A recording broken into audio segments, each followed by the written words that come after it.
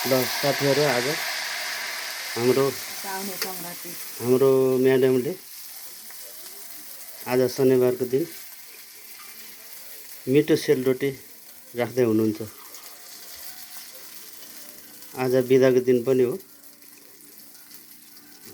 म्याडमलाई sale राख्न आउँछ त? म्याडमले यता हेर्ने हो कि? ल सिक्दैछ है। ल ल धन्यवाद। ल हेर्नुहोस् त साथीहरू, हाम्रो म्याडमले बनाउनु भएको सेलरोटी राम्रोसँग पाकेको छ। खाँदा पनि कति मिठो होला साथीहरू। ल अरू सेलरोटी पनि देखाउँछ है साथीहरू, हेर्नु त। ल हेर्नुहोस्। ल ल ल ल एकदम राम्रो। ल एकदम राम्रो राम्रो। ल यस्तो खाजा खाए पो बल लाग्छ त होइन साथीहरू? हो नि। ल हेर्नुहोस्, हाम्रो म्याडमले सेल राख्दै हुनुहुन्छ। सेल राख्ने सिप पनि हुनुपर्ने रहेछ साथीहरूले। हेर्नुहोस्, हेर्नु त।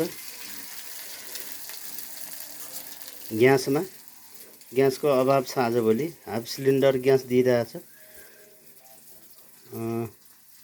म्याडमले नि केही कुरा भन्ने हो कि भन्नु त।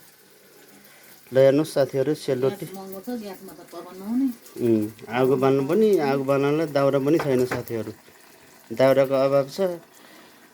अहिले त विद्युतबाट चल्ने इन्डक्सन चुलो पनि ल्याएको छौँ हामीले। म्याडमले किन ल्यायो नि त? होइन हो नि।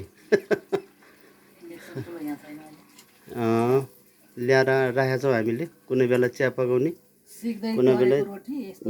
ल हेर्नुहोस्, निकै पाक्या पनि छ। हेर्नुहोस् है साथीहरू, ल हेर्नुहोस् सेलरोटी। सेलरोटी विशेष गरेर विशेष कार्यक्रमको दिन लगायत दसैँ तिहार माया सङ्क्रान्तिको दिन राख्ने गरिन्छ साथीहरू। ल ल ल ल धेरै राम्रो। ल आफ्नै घरमा बनाएको हाइजेनिक रोटी हेर्नु साथीहरू। पसलको या होटेलको खानालाई अलिकति शङ्का लाग्छ, त्यसैले हामीले आफ्नै घरमा बनाएका छौँ। साथीहरू पनि खान आउनु होला साथीहरू, है त साथीहरू। ल हेर्नुहोस्, रोटी बनाएको हाम्रो म्याडमले। सिपालु हुनुहुँदो रहेछ है। ल ल ल ल म्याडमले केही बोल्नु नि त। बोल्नु बोल्नु बोल्नु बोल्नु। ल सिद्धिन ला हो। ल